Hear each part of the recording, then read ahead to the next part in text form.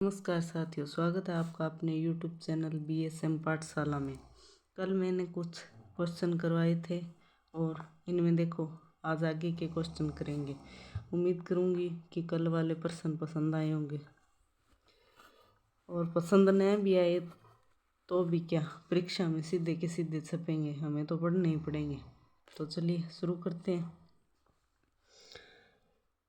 जो मैं प्रश्न बताऊं उसे ध्यान से सुनना, और जो मैं ये बताने की कोशिश करूं कि यहाँ आप गलती कर सकते हो तो उसे अपने दिमाग में रखना, क्योंकि ज़्यादातर गलतियाँ वहीं होती हैं। हम ऐसे ऑप्शन होते हैं जहाँ कंफ्यूज हो जाते हैं, जो दो सीधे के सीधे एक जैसे दिखाई देते हैं। तो देखो यहाँ प्रश्न है महलों से संबंधित, राजस्थान के कुछ महल। तो विश्व का सबसे बड़ा चांदी का पात्र कहाँ रखा हुआ है? तो यहाँ देखो इस उत्तर में आ जाएगा सीधा सिटी पैलेस जयपुर में। विश्व का चांदी का पात्र सिटी पैलेस जयपुर में है। और अगर पूछा जाए कि विश्व की सबसे बड़ी पगड़ी, तो वो एक उदयपुर के महल में आ जाएगी। यहाँ उदयपुर और जयपुर में कंफ्यूज नहीं होना कि सबसे बड़ा चांदी का पात्र कहाँ है और पगड़ी कहाँ है। तो पगड़ी तो याद रखना, मेवाड़ में जाएंगे तो पगड़ी पहन के जाएंगे, और जब जयपुर जाएंगे तो चांदी के बर्तन में खाएंगे। ठीक है, ऐसे याद रखना। आगे आगे है हवा महल का निर्माण कराया गया, तो यह प्रताप सिंह द्वारा करवाया गया। हवा महल का प्रश्न बार बार घुमा घुमा कर पूछा जाता है, जिसे आप यहाँ तो दो ही प्रश्न है, लेकिन इसे अच्छे से याद कर लेना, क्योंकि इससे बार बार प्रश्न पूछे जाते हैं।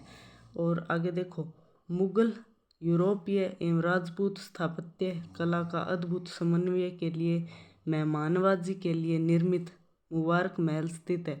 तो यहाँ यह तीनों शैलियों से मिश्रित है मुबारक महल।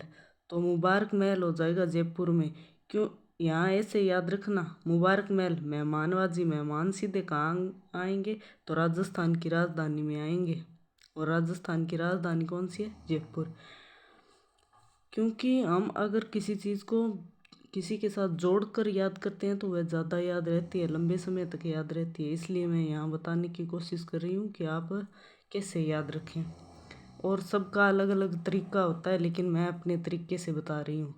आगे देखो अनेक खिड़कियों और झरोखों से सुसज्जित खेतड़ी महल के बहुमंजिले भव्य भवन में लखनऊ की भूल भुलैया और जयपुर के हवा महल की झलक देखी जा सकती है।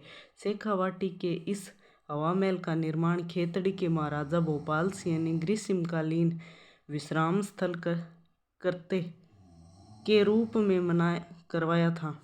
यह अद्भुत महल स्थित है। तो यह प्रश्न तो ऐसा ही पूछा गया है कि यह महल कहाँ स्थित है, तो सीधा हो जाएगा झुंझुनू में।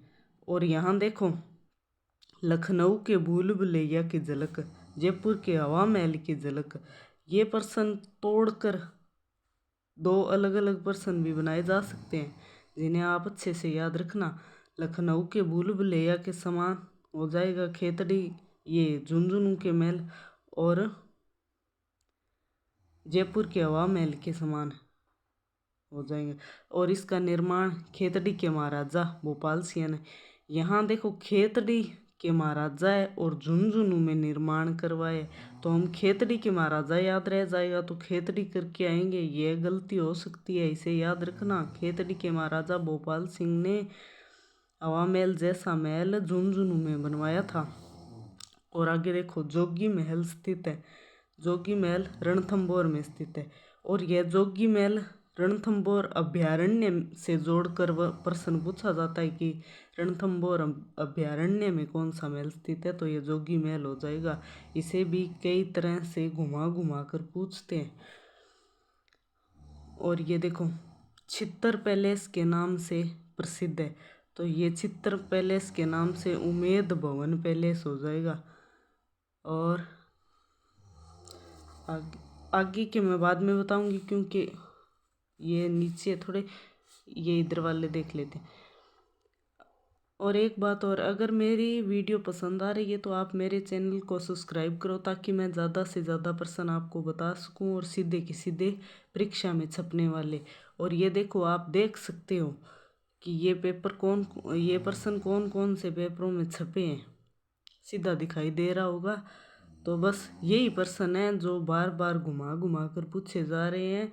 अगर आप मेरे द्वारा बताए गए प्रश्नों को, कोई साइंस या मैथ का स्टूडेंट जिसे राजस्थान जीके बिल्कुल भी नहीं आता है, वह अगर मेरी वीडियो को विश्वास के साथ देख कर जाएगा तो निश्चित रूप से उसके बिना जीके पढ़े भी कुछ प्रश्न सही हो सकते हैं। इतना विश्वास करके मेरी वीडियो देखो। तो आगे देखो, निहाल चंद किस शैली का चित्रकार है। यह प्रश्न तो बार बार पूछा जा रहा है, और अगर यहाँ लिखा जाए ना कि कितनी परीक्षाओं में पूछा जाता है, पूछा गया है, तो ये पेज शायद उसी क्रम से, उसी पेपरों के नंबरों से भर जाएगा, लेकिन ये प्रश्न छोटा पड़ जाएगा। यह देखो, यह है निहाल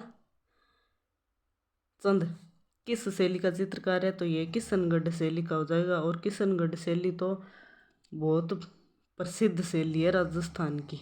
आगे देखो, बनी ठनी पेंटिंग संबंधित है, तो यह किशनगढ़ अजमेर शैली से ही। इसी प्रश्न को इससे पूछ लिया।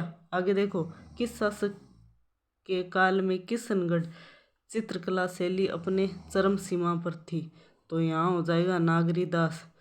किशनगढ़ शैली का प्रसिद्ध चित्रकार था, तो यहाँ हो जाएगा नागरीदास। और रामनाथ, तुलसीदास, स्वाई राम, लाडली दास किस चित्रकला शैली से संबंधित है, तो ये हो जाएगा किशनगढ़ शैली। ये किशनगढ़ शैली तो इतनी प्रसिद्ध है कि पूछो ही मत, ये तो एग्जामिनर की फेवरेट शैली है, इसका प्रश्न तो पूछता है। आगे देखो, बनी ठनी चित्रकारी सावंत सिंह नागरीदास के समय किसके द्वारा बनाई गई, तो यह निहाल चंद के द्वारा बनाई गई। और आगे है, प्रलंबन ग्रीवा, लंबी आकृति वाली आंखें, नीचे झुकी भौहें, पतले अधर, नुकीली ठोड़ी वाली महिला जो आकर्षण मुद्रा में मलमल की ओढ़नी से अपना सिर ढके खड़ी है, यानी कि एक प्रकार का घूंघट सा निकाले खड़ी है, तो यह भी किशनगढ़ स्कूल पेंटिंग हो जाएगी।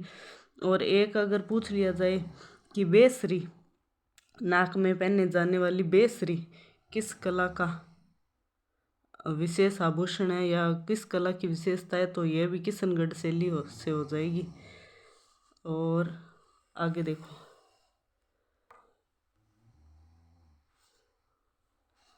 दिखाई दे रहा होगा, ये देखो यहाँ आ गया। 1973 में भारत सरकार द्वारा राजस्थानी चित्र शैली के किस चित्र पर स्मरणीय डाक टिकट जारी किया गया, तो यह भी बनी ठनी हो गई, यानी कि किशनगढ़ शैली से हो गई संबंधित। निम्न में से किसका चित्रण कपड़े पर नहीं किया जाता, तो पाने का नहीं किया जाता। और अगर पूछ लिया जाए कि कपड़े पर चित्रण किसका किया जाता है, तो यहाँ हो जाएगा फड़ का। और ये ऊंट की खाल पर चित्रांकन किस कला शैली की विशेषता है, तो यह बीकानेर शैली की विशेषता है। और उस्ता कला, इसका नाम हो जाएगा उस्ता कला। ये प्रश्न मैंने पहले करवाए हैं, मेरी वीडियो देख लेना आप, प्लेलिस्ट बनी हुई है जो चित्र शैली पर, एक ही वीडियो बनाई थी मैंने, बाद में मुझे टाइम नहीं मिला। ये प्रश्न वैसे उसमें जैसे ऑप्शन दिए वैसे का वैसा छपा है, सेकंड ग्रेड और वन रक्षक में ऑप्शन भी चेंज नहीं हुए। और आगे देखो, कलीला दमना है, तो ये मारवाड़ शैली की कहानी के दो पात्र, तो प्रसिद्ध शायरों के नाम, अजमेर दरगाह के देगों के नाम, इंदिरा गांधी नहर की दो शाखाओं के नाम, तो यहाँ हो जाएगा मेवाड़ शैली की कहानी के दो पात्रों के नाम। और प्रसिद्ध गीत गोविंद चित्र किस शैली का है, तो ये हो जाएगा मेवाड़ शैली का। और आगे पूछा जाए कि चावंड शैली के प्रसिद्ध चितेरे नासिरुद्दीन या नासरदी ने रागमाला का चित्रण किस शासक के संरक्षण में किया, तो यह हो जाएगा अमर सिंह प्रथम के। और एक प्रश्न ये भी याद रखना कि ये रागमाला है ना, ये 3 जगह चित्रित की गई है। जो एक तो है कोटा में, और एक है मारवाड़ में, और एक ये हो गई चावंड शैली की मेवाड़ में। और आगे देखो, आगे हो गया सीताराम बदन सिंह और नानक राम चित्रकार चित्रकला की किस शैली से संबंधित है, तो यहाँ हो जाएगा किशनगढ़ शैली से। हालांकि ऐसे प्रश्न शायद नहीं पूछे जाएंगे कि ये चित्रकार आपके सीईटी में, क्योंकि ये सेकंड ग्रेड और फर्स्ट ग्रेड जैसी परीक्षाओं में पूछे जाते हैं। ये इतने डीप प्रश्न सीईटी के विद्यार्थियों से नहीं पूछे जाएंगे, लेकिन ये तो सीधे सीधे पूछे जा सकते हैं। ये उस्ता कला वाला, ये पानने वाला, ऐसे तो सीधे पूछे जाएंगे, जिन्हें आप अच्छे से रट लेना। और यहाँ देखो, ये प्रश्न एग्जामिनर का फेवरेट प्रश्न है, इसमें ऑप्शन भी चेंज नहीं कर सकता। कर सकता तो है पर करता नहीं है, पता नहीं क्यों, ये ऐसे ही पूछता है। मैंने खुद अपनी आंखों से कई पेपरों में देख लिया।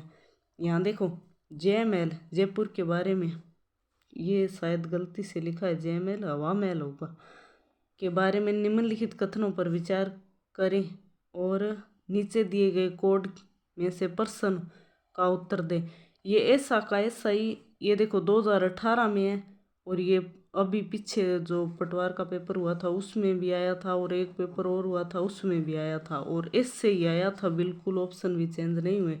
तो यहाँ देखो, पहला ऑप्शन है हवा महल एक 8 मंजिली संरचना है। नंबर 2, हवा महल महाराजा स्वाई प्रताप सिंह द्वारा बनाया गया था। और नंबर 3, हवा महल में 953 झरोखे और जटिल डिजाइनों से सजाई गई खिड़कियाँ हैं। तो यहाँ इनके बारे में सही कथन बताना है, तो सही हो जाएंगे 2 और 3। 2 और 3 में देखो, इसमें गलती होने का कारण क्या है, क्योंकि ये 8 मंजिला नहीं, ये 5 ही मंजिला है। और ये बात सही है कि इसका निर्माण स्वाई प्रताप सिंह ने करवाया था, और ये बात भी सही है कि 953 और जटिल डिजाइनों से सजाई गई खिड़कियाँ हैं। और आगे का प्रश्न देखो, आगे है फतेह प्रकाश पैलेस। जो आपको बताना है इनमें से सही सुमेलित कौन हो रहा है, कौन सा है।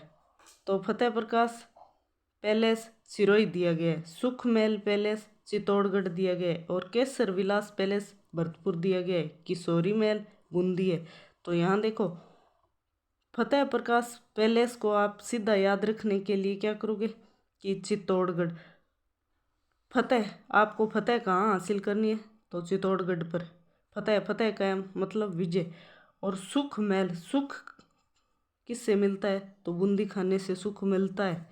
और केसर विलास, केसर आपको पता ही होगा कि ठंडे स्थान पर केसर उत्पन्न होती है, जैसे जम्मू कश्मीर में होती है ना, वैसे ही राजस्थान में कहाँ है ठंड, तो सिरोही में ज़्यादा ठंड है, इसलिए सिरोही कर देना। और किशोरी महल, किशोरी महल से याद रखना भरतपुर, भरतपुर को आप भारत मान लेना। देखो, भारत में जितने भी सदस्य हैं ना, वो सब किशोर है, ना एक ही बूढ़ा है ना एक ही जवान है, बस ऐसे याद रखना। और बूंदी में रंग महल का निर्माण किसने करवाया, तो यहाँ हो जाएगा छत्रसाल ने। और आगे है यही हवा महल वाला, वापिस आ गया, हवा महल किसने बनवाया, तो यहाँ हो जाएगा प्रताप सिंह ने। उम्मीद करूँगी कि मेरी वीडियो पसंद आई है तो लाइक और शेयर करो, मेरे चैनल को सब्सक्राइब करो, ताकि मेरा भी मनोबल बढ़े और मैं आपको और अच्छे अच्छे प्रश्न बता सकूं, और अपने अन्य साथियों को भी जोड़े ताकि उन्हें भी परीक्षा में सहयोग मिल सके। धन्यवाद।